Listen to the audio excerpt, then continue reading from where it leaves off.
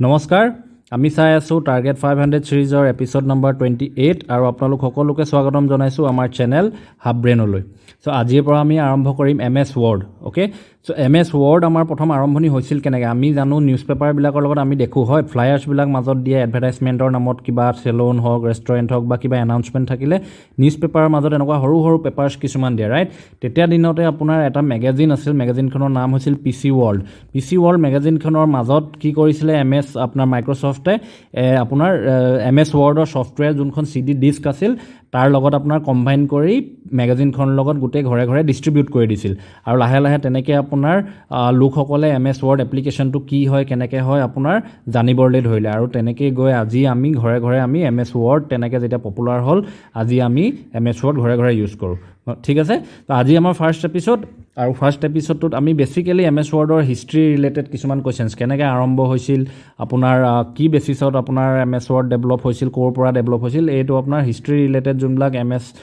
ৱৰ্ডৰ beginners question আছে সেইখিনি আমি ডিছকাছ কৰিম সো ভিডিঅ'টো আপোনালোকে লাষ্টলৈকে চাব যাতে কোনো ইনফৰমেশ্যন মিছ আউট নকৰে ওকে সো আহক আৰম্ভ কৰোঁ আজি আমাৰ ফাৰ্ষ্ট এমএছ ৱৰ্ডৰ প্ৰশ্নটো এমএছ ৱৰ্ডৰ ফাৰ্ষ্ট কোৱেশ্চনটো কি আছে MS word is a desk computing program spreadsheet হয় জানো নহয় আমি স্প্ৰেডশ্বীট কি হয় MS Excel right so MS word আমাৰ হয় আনসাৰটো word processing program but MS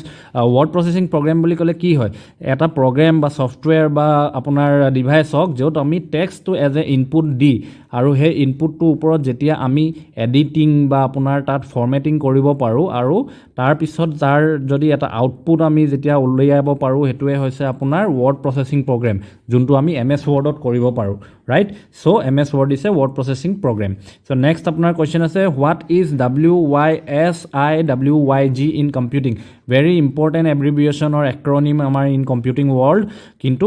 এই কনচেপ্টটো কি হয় এই কনচেপ্টটো ওপৰতে আজি আমাৰ ফাৰ্ষ্ট তেতিয়া দিনত ৱৰ্ড প্ৰচেছিং যোনটো ৱৰ্ড প্ৰচেছিং প্ৰগ্ৰাম এটা এই কনচেপ্টটোৰ ওপৰতে আপোনাৰ ডেভেলপ কৰিছিল আৰু আজিৰ দিনত গৈ আমি বিভিন্ন ধৰণৰ তেনেকুৱা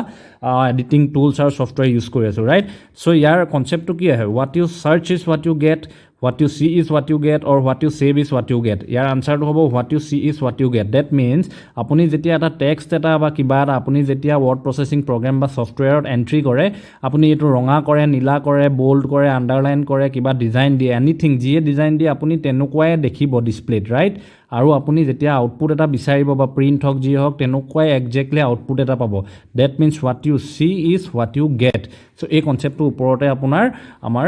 ৱৰ্ড প্ৰচেছিং প্ৰগ্ৰামবিলাক ডেভেলপ হৈছিল so' next question 3 what is the first GUI word processing program এনেকৈও সুধিব পাৰে নহ'লে বা অলপ আগতে আমি পালোঁ what is the first WYSIWYG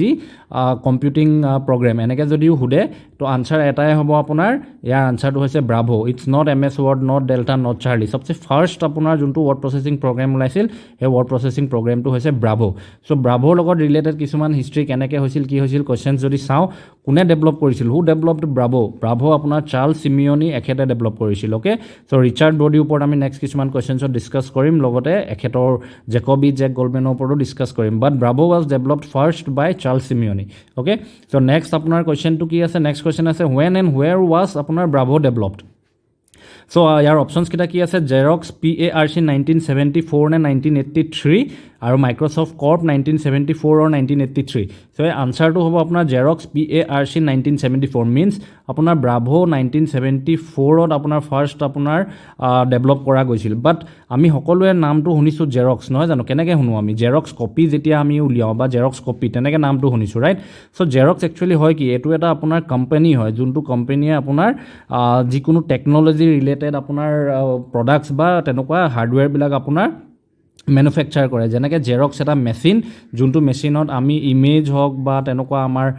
document হওক তাৰ আপোনাৰ এটা হাৰ্ড কপি আমি উলিয়াওঁ ৰাইট এই মেচিনটোৰ জৰিয়তে হয় চ' সেইটোৱে সেইকাৰণে আমি কওঁ Xerox copy but actually Xerox is a company but PARC বুলি ক'লে কি হয় পাউলো অল্টো বুলি তেনেকৈ এটা জেগা আছে কেলিফৰ্ণিয়াত অ'কে পাউলো অল্টো কেলিফৰ্ণিয়াত আছে চ' এই পাউলো অল্টোত আপোনাৰ জেৰক্সৰ এটা ইউনিট আছে research and centre PARC Paulo Alto research centre okay so' জেৰক্সৰ এই পাউলো অল্টো যোনটো ৰিচাৰ্চ চেণ্টাৰত 1974ত আমাৰ সিমিয়নি ডাঙৰীয়া তেখেতে চাৰ্লছ সিমিয়নি আৰু তেওঁৰ টিমে মিলি আপোনাৰ ব্ৰাভো এই যোনটো ফাৰ্ষ্ট ৱৰ্ড প্ৰচেছিং প্ৰগ্ৰেমটো ডেভেলপ কৰিছিল সো এইটোৱে হৈছে ব্ৰাভো হিষ্ট্ৰী সো নেক্সট আপোনাৰ what was the original name for MS Word যেতিয়া ফাৰ্ষ্ট লঞ্চ হৈছিল MS Word হিচাপে নহয় পাছত গৈ MS Word হ'ল বাট অৰিজিনেলি লঞ্চ হওঁতে কি নামেৰে লঞ্চ হৈছিল Multi Tool Word or Multi Word Tool or Multi Tool program or Multi Word program ইয়াৰ আনচাৰটো হৈছে মাল্টি টুল ৱৰ্ড প্ৰথমতে এইটো নাম হিচাপে আমাৰ অৰিজিনেল নেম আছিল MS Wordৰ okay so initial release name so next আপোনাৰ question who was the developer or creator of Multi Tool Word or MS Word তাৰমানে কোনে মাল্টি টুল ৱৰ্ড বা MS Word ডেভেলপ কৰিছিল আমি অলপ আগতে চালোঁ চাৰ্লছ সিমিয়নিয়ে ব্ৰাভো ডেভেলপ কৰিছিল ৰাইট চাৰ্লছ সিমিয়নিক মাইক্ৰ'ছফ্টে 1981ত আপোনাৰ হায়াৰ কৰিলে ওকে তেওঁলোকে ৰিকুৱাৰমেণ্টটো দিলে যে আপুনি যেনেকুৱা ব্ৰাভো আপোনাৰ প্ৰগ্ৰেমটো ৱৰ্ড প্ৰচেছিং প্ৰগ্ৰেম এটা আমাৰ কাৰণেও যেটা আপুনি ডেভেলপ কৰি দিয়ক মাইক্ৰ'ছফ্টে সেইকাৰণে হায়াৰ কৰিলে সো ৰিচাৰ্ড ব্ৰডি আপোনাৰ কি আছিলে জেৰক্স কোম্পানীত যেতিয়া চাৰ্লছ সিমিয়নিয়ান টিমে ডেভেলপ কৰিছিলে ৰিচাৰ্ড ব্ৰডি তাত ইণ্টাৰ্ণ হিচাপে কাম কৰিছিলে সো চাৰ্লছ সিমিয়নে কি কৰিলে ৰিচাৰ্ড ব্ৰডিক হায়াৰ কৰিলে আৰু ৰিচাৰ্ড ব্ৰডিয়ে ফাইনেলি গৈ মেইন যোনজন আছে ক্ৰিয়েটাৰ MS Word আপোনাৰ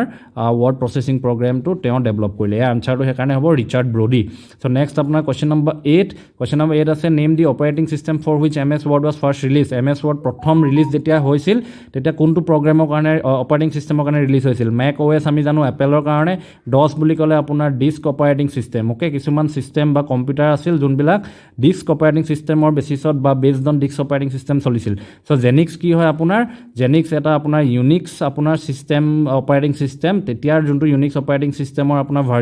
এটা ভাৰ্জন নাম আছিল জেনিক্স যোনটো ফাৰ্ষ্ট আপোনাৰ MS Word জেনিক্সৰ কাৰণে লঞ্চ কৰা হৈছিল so it is not Windows not DOS not Mac okay so next আপোনাৰ কোৱেশ্চন নম্বৰ 9 আছে